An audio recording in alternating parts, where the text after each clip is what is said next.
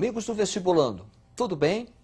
Na aula de hoje, nós vamos tratar do maravilhoso período medieval, ou a Idade Média. Preste atenção nesta gravura.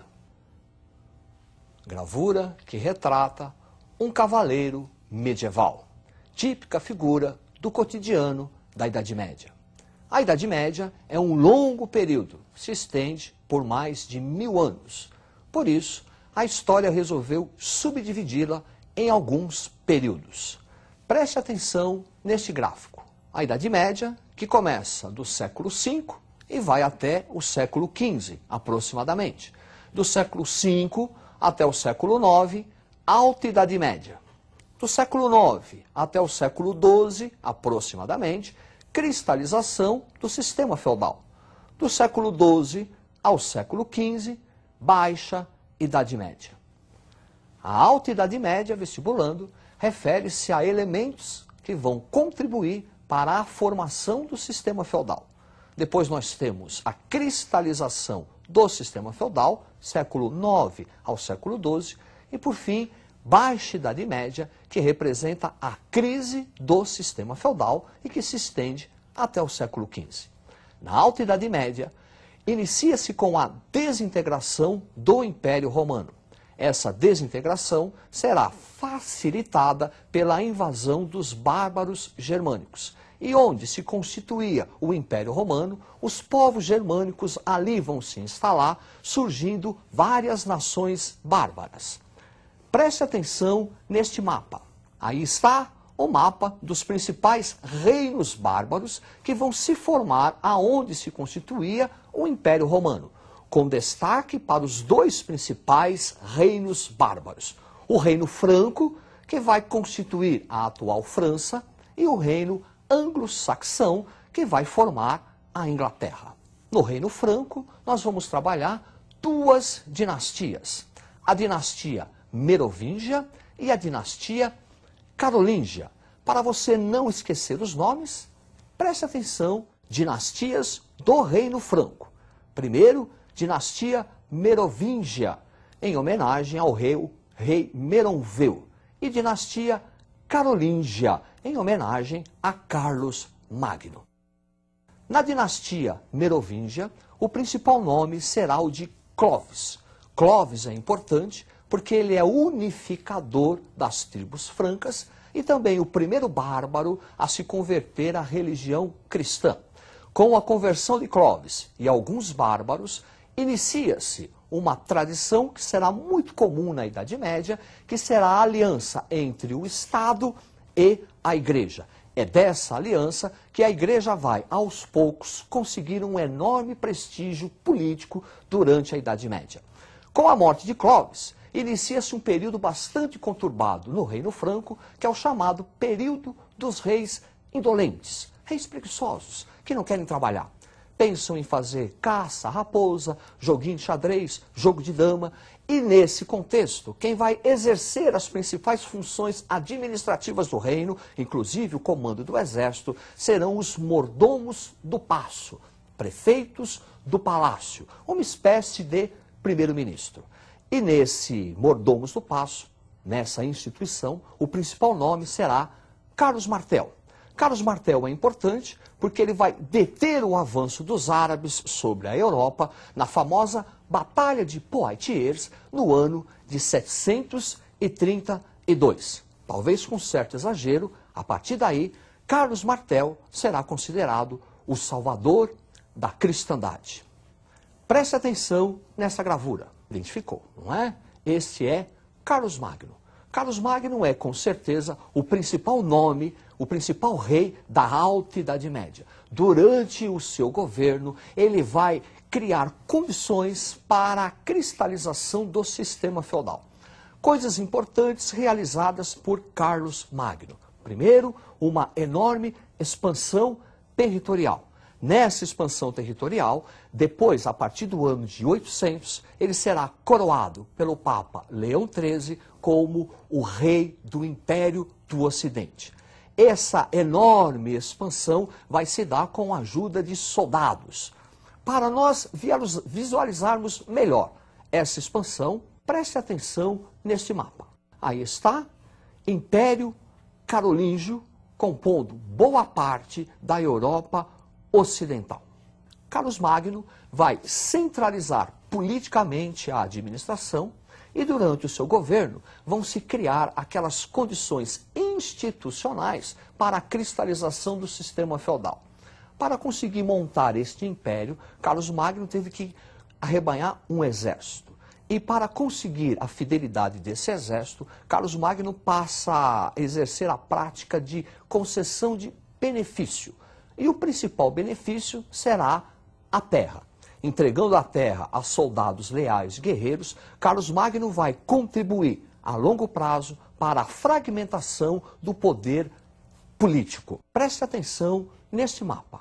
Aí está, este mapa refere-se à expansão dos árabes a partir do ano de 632.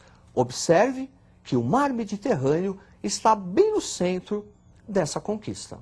Além de um processo de ruralização já muito adicionado, já muito impulsionado durante o Império Carolíngio, essa expansão muçulmana, a partir do século VI, 632, também vai contribuir para um processo de ruralização da Europa.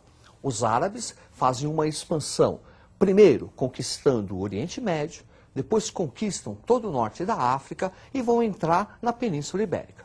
Lembre-se que só não vão conquistar a Europa toda, porque Carlos Martel, na Batalha de Poitiers, vai vencer os árabes. E essa expansão faz com que o mar Mediterrâneo fique no centro da conquista islâmica muçulmana, impedindo o contato entre a Europa Oriental e a Europa Ocidental.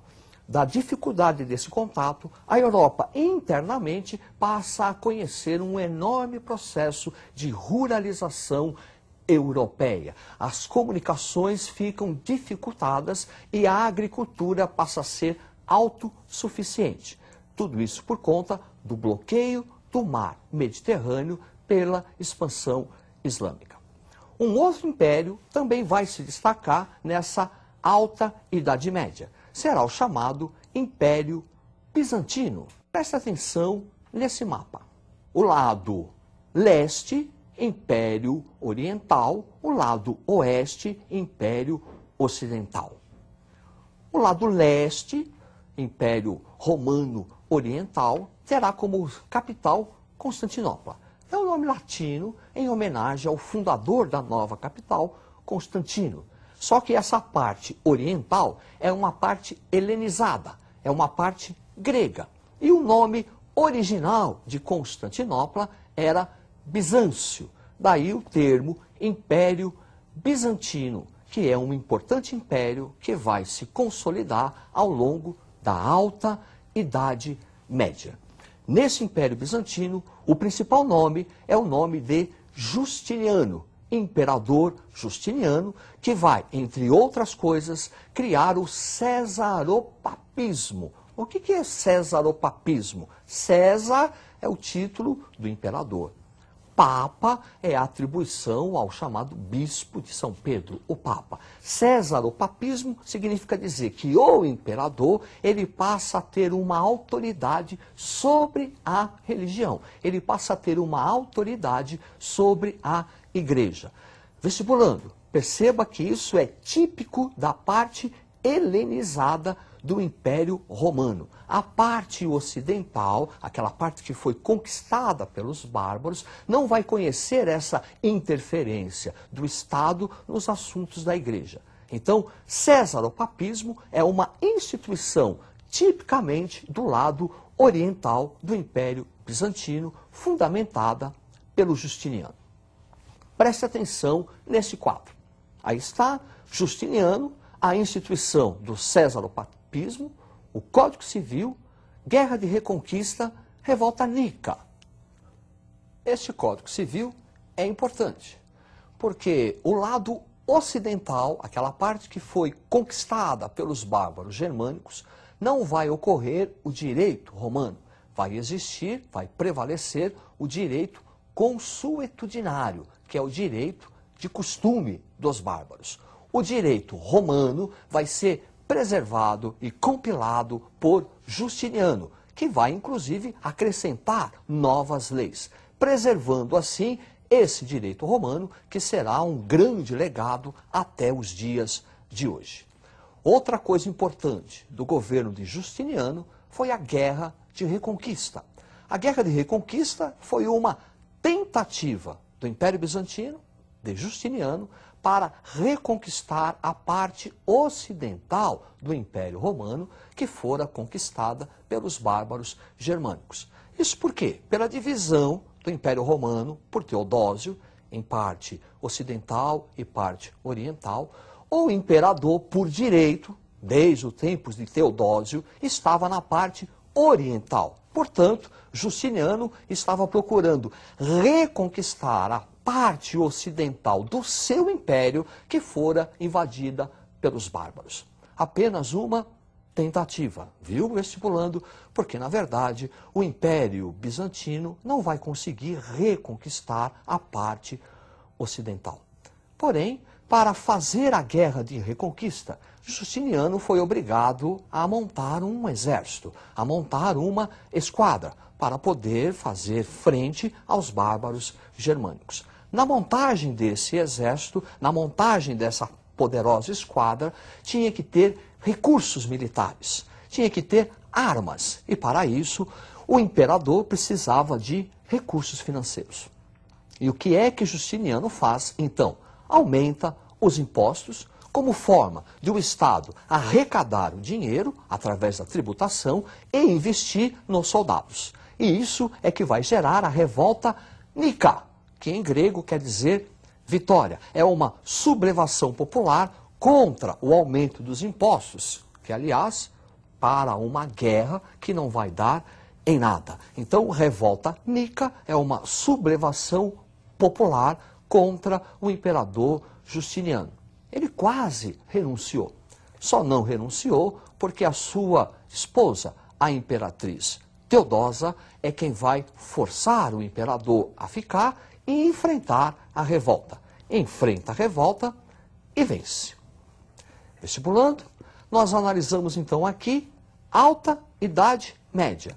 Tratamos do Reino Franco, tratamos da expansão muçulmana e o bloqueio do mar Mediterrâneo e do Império Bizantino. Na nossa próxima aula, nós vamos analisar o sistema feudal, a sua cristalização e a crise desse sistema feudal.